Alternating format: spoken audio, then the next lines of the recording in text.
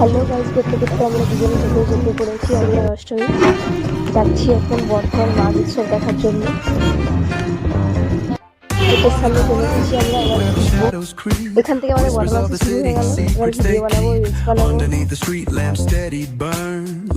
এমন জায়গায় দাঁড়িয়ে বিক্রি করছে, স্টেজের আয়োজন করছে, সুন্দর লাগছে।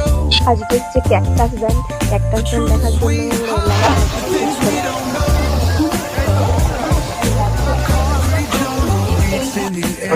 জানি